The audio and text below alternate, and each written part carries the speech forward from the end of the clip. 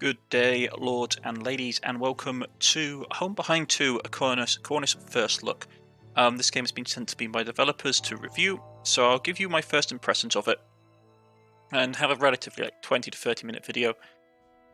So, I've played a little bit of the game, but let's first check out the settings. Settings are nothing really to look at. You've got volume, you've got battle, basically battle volume, so stuff like guns and music and stuff like that. You've got resolution, you've got full screen, and you have a few language choices, so nothing particularly impressive. This game is developed by TPP Studio and published by TPP Studio. It's basically a turn-based roguelike, similar to Dark Souls, a bit more automated. If you like the Dark Souls style of combat, but you want it just to be a bit quicker, this is sort of the game for you. You do have a degree of control. You decide if they're special abilities when you use your special abilities for your party members, but the basic attacks are basically carried out automatically.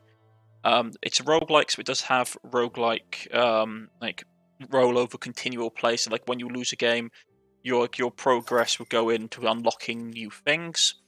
As you can see here, you get new armor, more trinkets, that kind of stuff, and it's expected for you to basically. It's fun to lose, basically. It's the whole your party loses, you keep on playing. The basic story of Home Behind, without getting into too many details, is that you're in a country ripped apart by civil war. It is the same country from Home Behind, of their first game, where you played a refugee trying to flee said country. I do believe there's supposed to be a decade in between, which is a bit of a downer, since you consider that you win it. When you win this game at the end of Home Behind 2, if you win it, it ends on a positive note. And for those who've played the first game, it's yeah, we know that the peace doesn't last. So it's a bit of a downer, if you know that. But besides that, let's just dive into the game, shall we?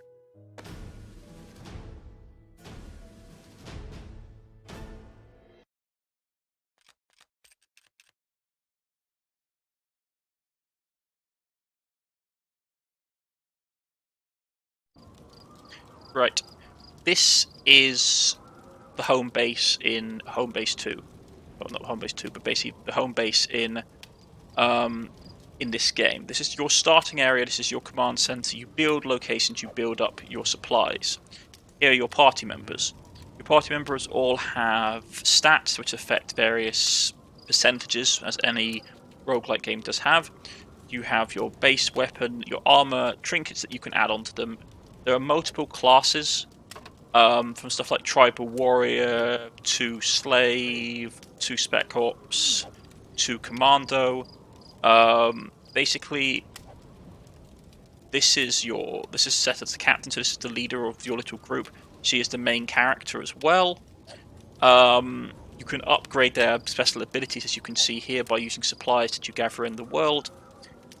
And you can also use those supplies to, for example, build new technologies, build new not bases, but upgrade the facilities you have here. As you can see, if we use the resources we gather in the game, we can upgrade it to the next level, which will unlock extra things. We have a vehicle that you use to travel about the world map, which can be upgraded. There is vehicle-on-vehicle combat, which hopefully we'll be able to demonstrate. There is also items. You can see here we have lots of different kinds of guns that you can hand out. There's all kinds of things. Let's see. Could give her access to a sniper rifle. It's a bit faster. Higher accuracy. She can have that. And he's got that. So if we give him this, use a bit of fortitude, but his DPS goes up. Okay. We have a whole bunch of people running around, all different kinds of characters. But I won't go into too much detail. This is what you get. You have certain abilities aligned by class, which you can upgrade by using supply. So if we wanted to, we could go to this character here. Just find someone who we haven't got a lot of. Say, okay, we're going to upgrade his thing. There we go. Spend a bit of supply, get his abilities up. Same for her. This is the general sort of base camp. You can upgrade a lot of things here. You can upgrade your amount of storage, which is useful. You can upgrade the vehicle, as I said. There are some more facilities that you can build in-game. I haven't unlocked them yet. And we do have some missions here. Like, main is reach the secure base. Secondary is to complete a number of religious sacrifices for this character here called Haroun. Let's check out the world map. We are currently here.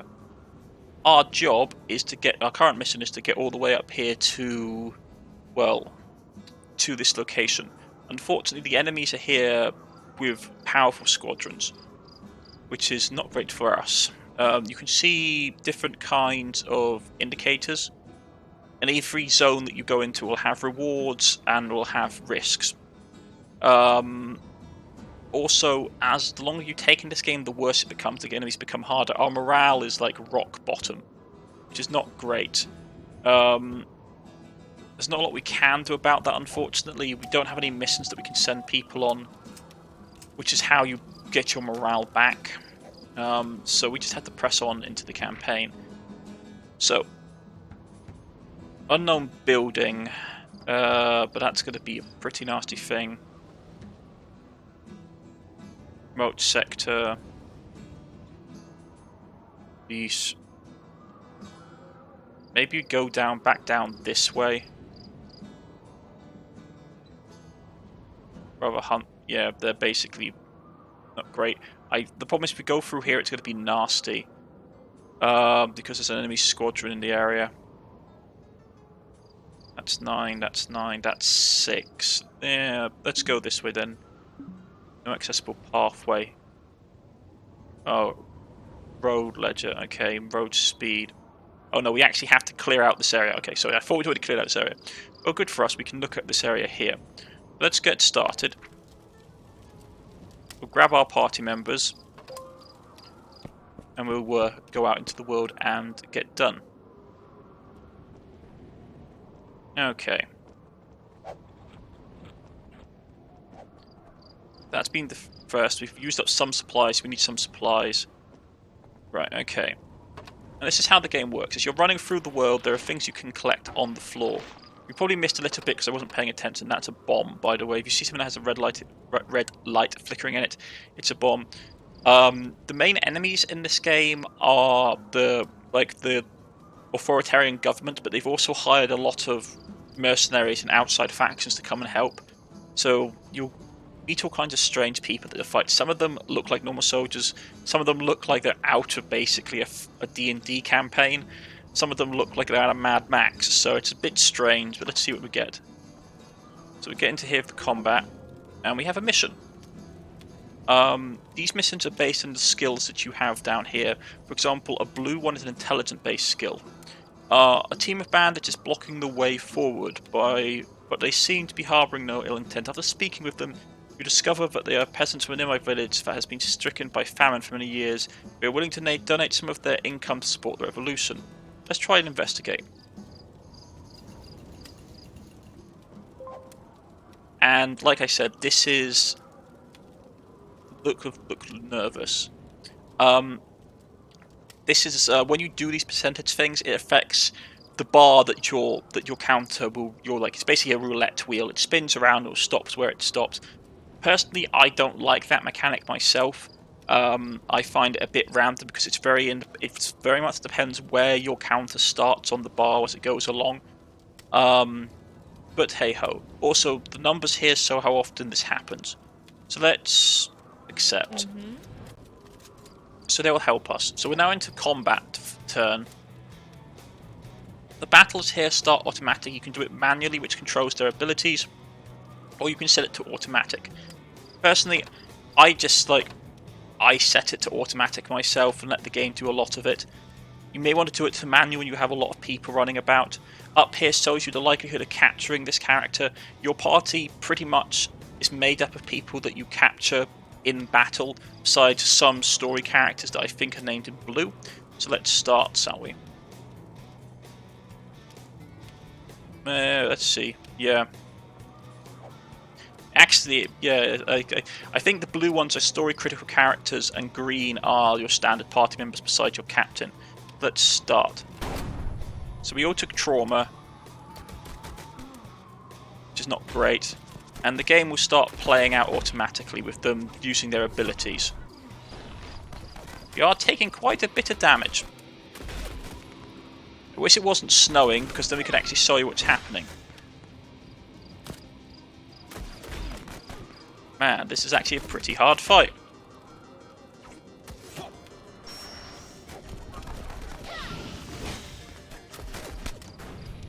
Man, this guy is really tough.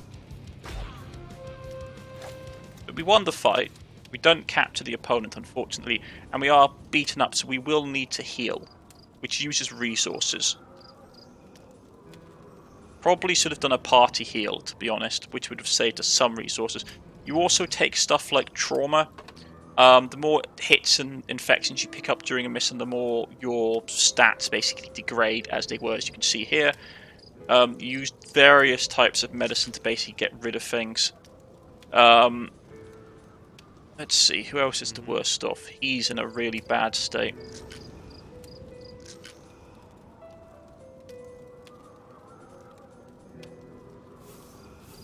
Let's burn some of this down. We have a lot of general herbs, which we can use to get rid of some of our worst things.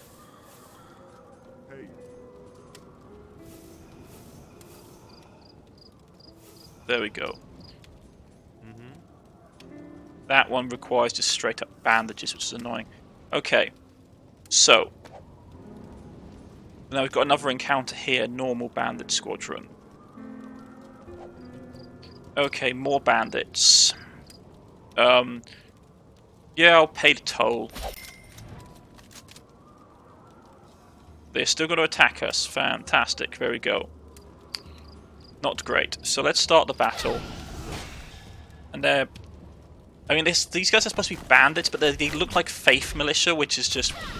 They look like paladins. Okay.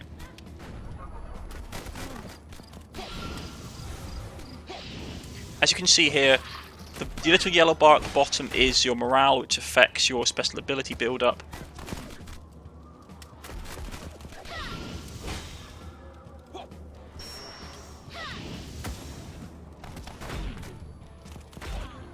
Right.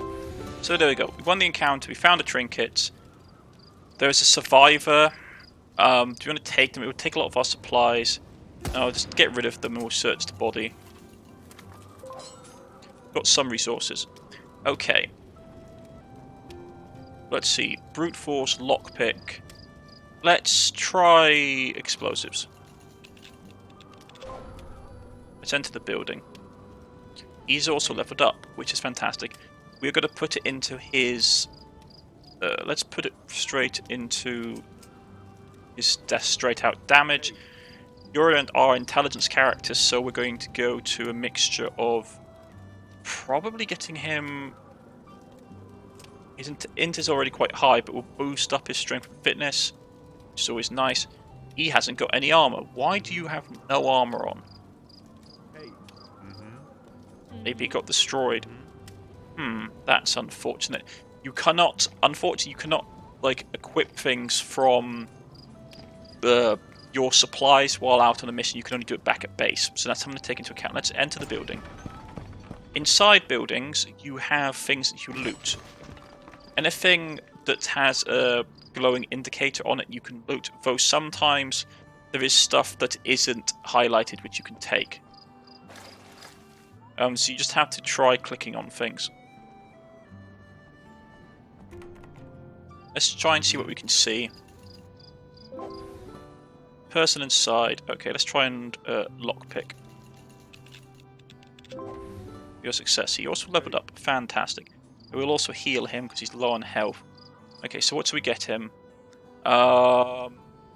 Resolve. It's probably a good one. Intelligence will help him get to more levels faster. I'm going to up his damage and up his speed so he's faster with his gun, because his gun is pretty slow. Okay, our main character healed, leveled up. Let's get her...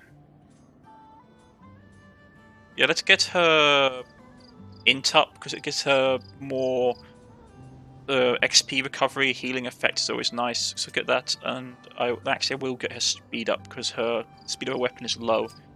So if you go to talents, if you go to details, you can see how fast you are. Speed affects how you make your basic attacks. So not too bad actually. You can see all the characters have different stats. His speed is quite bad. His isn't too bad, but he is using a handgun. Hey. Right. Let's keep going.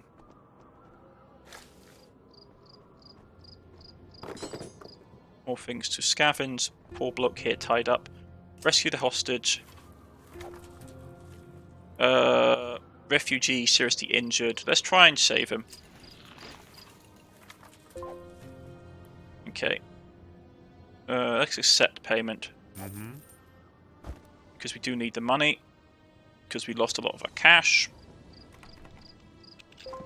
That is one of the sort of like skill-based pick lock checks, which is basically you have to click it in a specific area to unlock it. Let's try and scout again. Another hostage.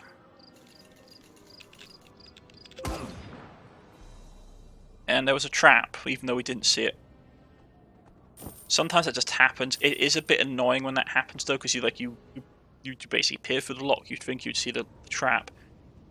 Right, do we want to rest? We are a little bit beaten up. The only downside of resting is that it pushes the clock along, which means that you're more likely to have more powerful enemies appearing. The money. Let's rescue the hostage. This is eating on our supplies. But unfortunately we failed.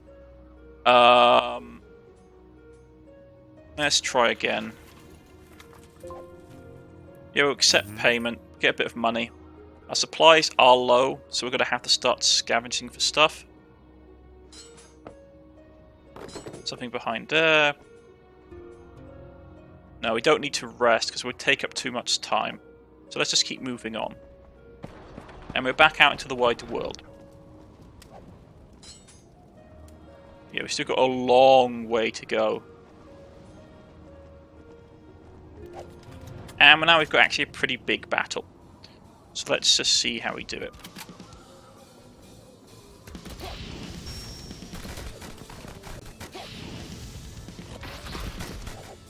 Okay. And we win the fight. Right, do we take the supplies? Revolutionary supply squad. These supply coordinators are poorly equipped and look exhausted, but their eyes are filled with determination. And they provide high quality supplies known for relatively low prices. So, lower price, let's try that. Okay. We don't need the oil. Some supplies would be nice because we're a bit low. They take the superior wrench. Yeah, I don't know what that does. But if we do that, we won't be able to get any supplies. Let's take some supplies. Last, no crit success. Then let's try for the wrench. So we've got a wrench. Valuable only during this exploration. So superior, yeah, so we basically get like +1, I suspect, on our gear. Okay. You have no more money. So we just have to keep on going. Hopefully we'll get some supplies. And this is the general how the game plays. You go to a new location, you go through the map, you keep going. Well met, comrade. Let's talk. Recruit a combatant, buy a weapon. We can't do that. Revolutionary squad. Yeah, we can't do any of these either. Let's try and lower the price because we get experience for doing this kind of thing anyway. No, we lowered the price, but we can't afford anything anyway. More stuff to scavenge. Another building that we can break into. Yeah, let's try and get in. Let's use your lockpick to get in. You can see what I mean by the fact is where your tracker on the bar starts off with normally indicates if you're going to be successful or not because of how it bounces backwards and forwards. Okay, so we're into a small room. As you can see, there is stuff hidden away that isn't always highlighted until you patch your mouse over it. So it's worth just quietly just going over everything with your mouse to see what you can basically interact with. A lathe. Most of this lathe paint is rusted and peeled off. There are also quite a few cobwebs. Small amounts of raw materials are placed above the lathe. This would be enough for you to basically do something with. Powerful ammunition, polished stone. Let's do powerful ammunition. Yeah. Receive powerful armor. Very nice. More resources. More supplies. Let's scout. So there's someone in the room. There is an alarm trap. Okay, let's try and dismantle the trap. Okay. And then we will brute force it.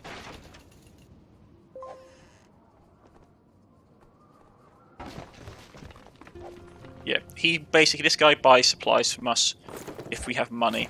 You can't step back in this game, so once you go beyond a particular point, that's as far as you go. Just keep that in mind.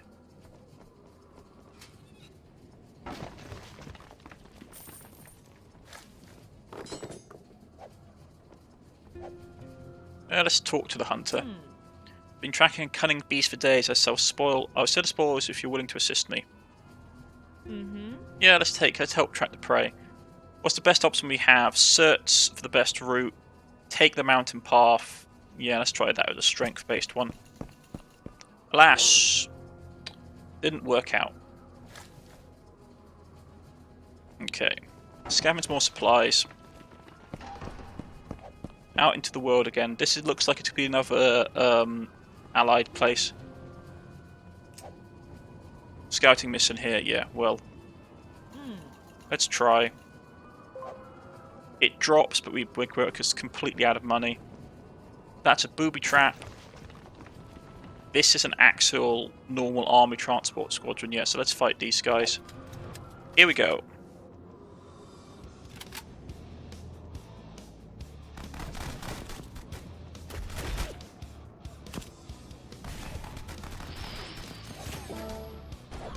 Rightio. One down.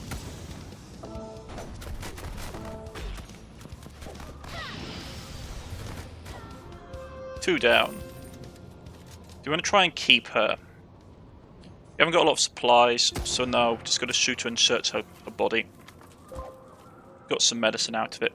He is starting to look a little bit beaten up, so we patch him up with a bit of medicine. Yeah, and our supplies are going down.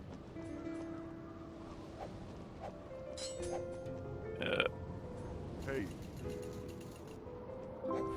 Successful. As you see, it levels our characters up to do this. What we're going to give him... probably go on this one, because basically the way the game works is that your loot is the highest member of your party when you're getting loot comes from the person with the highest int. So it's normally worth having one person in your group spec'd out just for looting. So let's get that up and get that up. Can't take anything, that's another bomb. Talk. Want to buy a weapon? We can't afford anything anyway, so it's pointless. Let's keep going.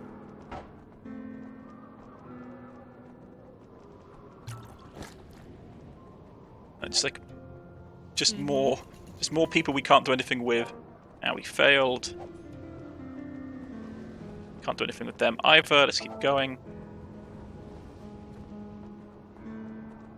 Yeah, we get an effect as well, which is never great. Here we go. Another battle with... Who are they? Bodyguards. Okay.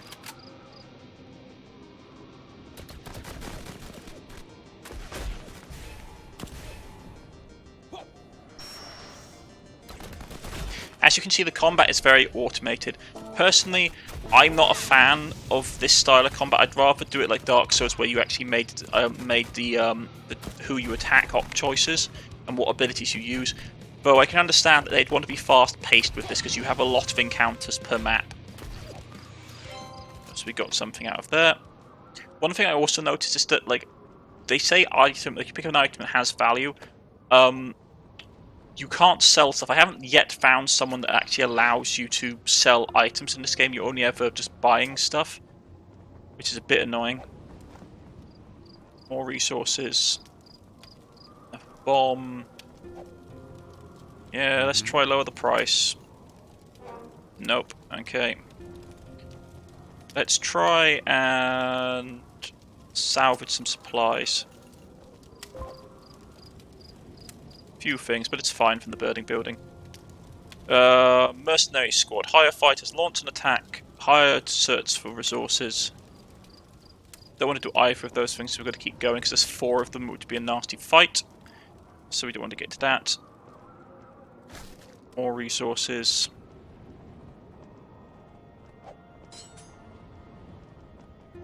And that's generally how the levels in this game work. You go through a location, gathering resources, which you can see here. Your revolutionary heritage is continued over into your next playthrough if you lose. So it's a way of basically buffing the next time you play. So, here we go. The army is moving, which basically means that enemies become harder to fight. Yeah, see, like, they're moving in this direction. Large resource trading camp, unknown buildings. So if we go to our base, hey Prince, take a look at this new talent, this new tent. Not bad, right? Are those your personal living quarters? Of course not. It's our infirmary. Our teammates are suffering from some pretty nasty injuries during their excursions. Treating their wounds in an open air environment is far from sterile. Even without a proper checkup, I just know that bacteria is multiplying rapidly within our camp. The last thing we want is a viral infection spreading through our ranks. So I've designed this infirmary. It's not going to be a perfectly sterile environment, but we can at least keep it organised and isolate our wounded. I also believe we'll be able to synthesize medicines by grinding herbs or soaking bandages in alcohol to sterilise them. We all need to know. All we need now is a few beds for patient treatment and recovery. Or when did you become so capable? Are you qualified to practice medicine? Of course, and it should make you happy. I took 2 medicine courses, one in first aid and the other in field medicine. An unexpected talent, Banan. I can be quite cautious about putting my life into the hands of strangers. If I may ask, what grades did you earn in these courses? They were both electives from this past semester. I left for Scaria. This is the country you're in, Scaria, after I completed the 3rd chapter.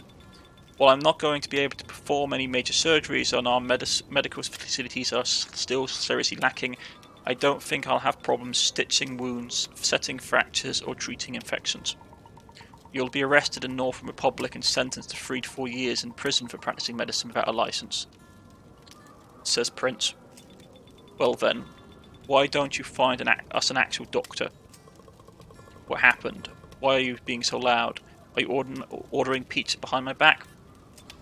No, our infirmary is finally set up. Now all I need is a wounded patient to practice on.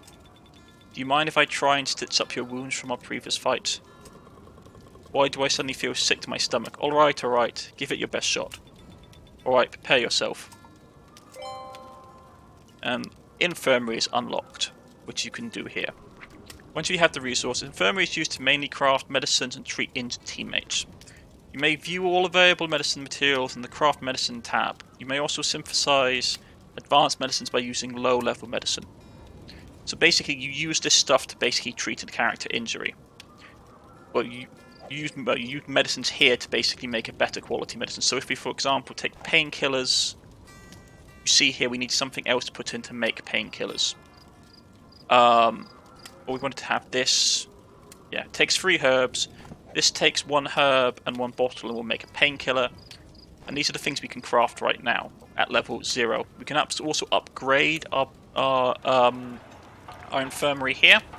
And you can also invest in technology to make your infirmary better. This clock here allows you to pass along the time of day. So, for example, if you want to send people out on missions, for example, provisional training, so if we basically stuff that person in there, and this is a resistance-based one, so we need someone with high resistance. Oh, sorry, I forget you have to put them in there and confirm it by pressing the green button. So if we want to put him in there, and this is resistance, which is this is resolve, so we need someone with high resolve. So put her in there, and we can send them both out on missions, and it will take a little bit of time, it'll take a couple of days. There are ways to drop that down by picking up tech, as you can see here, which cost resources. And we could send these three out on a mission if we wanted to. We could also just pass the time of day, which is always nice. So let's just speed on time. You have to hold down the button. It does cost money to spend time, but we have upgraded our base. So now here, treatment was just unlocked in your infirmary. Injured teammates may rest at the infirmary to recover from inner injuries. Take note that treatment would consume many supplies and lots of time. Fighters would be unable to join expeditions or being treated. So, if we take him, for example, and stuff him in here, it would take a little bit of time and some resources to do, but he's not particularly wounded per se, as far as I'm aware. He's not doing great. Neither of them are actually. He's in a pretty rough state. So what we could do then is grab him. Cost us a little bit of time, some resources. Let's go. You might not have anything to do while your main character is being treated in the infirmary or while training. At this point, feel free to pass the time by holding the wait button.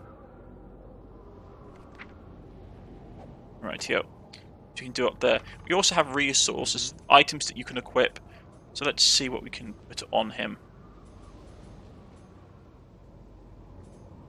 Let's grab this for him for now, for some armor, some basic armor.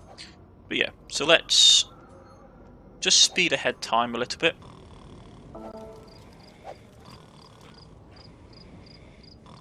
Rightio. People are coming on nicely. What I do is I have this popped open because it doesn't tell you anywhere how long something is happening in this game. So having this popped open sees how long it's left until they come back to base. He's back out, he's fully supplied. We are low on supplies, we do need to get some. Morale is terrible at the moment, and there's not a lot we can do about it. So they're both back. You do have to go to here to get them, though. So there we go. We got supplies, we got resources, and people are back in the group. So he's also leveled up, which is very nice. But this is the general feel for the game. You home behind. You basically. This is the general feel of the game. It's a typical, in some ways, a very typical roguelike.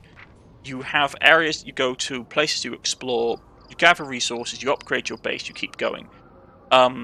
If you lose the game, you have revolutionary points, which are basically converted into unlocks, which allow you to then boost stuff, which is always very nice. There you go, nighttime effect. I didn't realise that was down there. Interesting. Overall, I've played a few hours in this game. It's enjoyable enough, in my personal opinion. You end up like twiddling your thumbs a lot of the time because a lot of the base combat is automated. And I have yet to lose. I suspect if we do lose in this particular run, we just go back to the screen.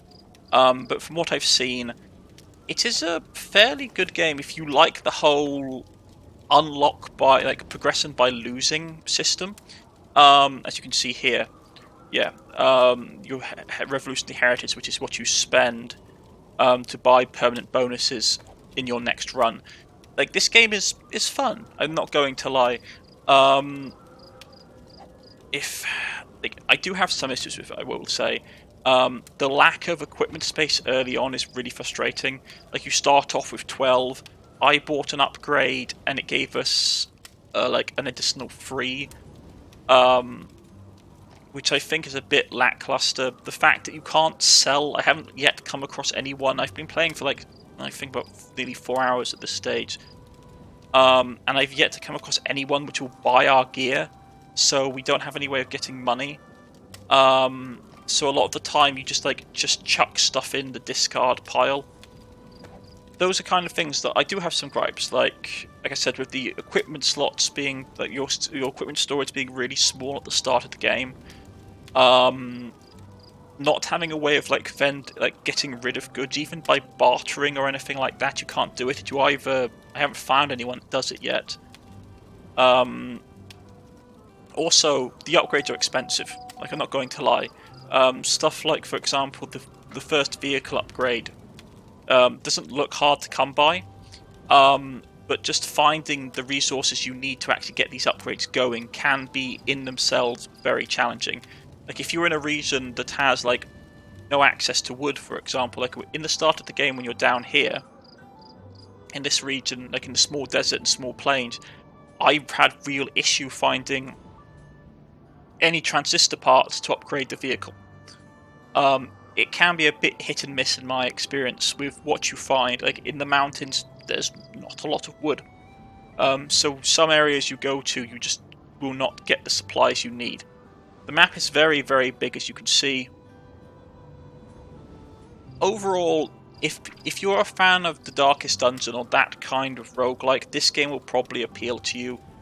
As I have said, I am not a fan of some of the more automated elements of it, like the automated combat. After a while, you end up just waiting around for the combat to be over for a greater or lesser state of it. The whole base building, base crafting system is good. Like, you have a nice variety of things that you can unlock and technologies that you can pick up. I'd like it to be that, for example, like you've got a lot of these things, I wish you could just unlock automatically with your own resources. I suspect that probably this stuff next time you play through, this stuff will be something that you just purchase via resource gathering, rather than having to wait for the story to unlock it for you, which I hope is the case. If it's not, that's going to be a bit of a problem. The main issue I really do take with this game, though, is that there's only one save, which is problematic in my personal opinion, because if a run is going really poorly, it incentivizes you just to throw the game, like just to basically say, oh, I'm retiring the run, and we'll start again from fresh, which I understand why they've done it in that way, because of how their point system works. The whole sort of revolutionary heritage, it's supposed to be that, oh, you're this particular band of revolutionaries failed, the next one will come along, will be doing a better job. But I like having multiple save files, especially if you want to try out different combat styles or different tactics. Having just one save file can be a bit annoying.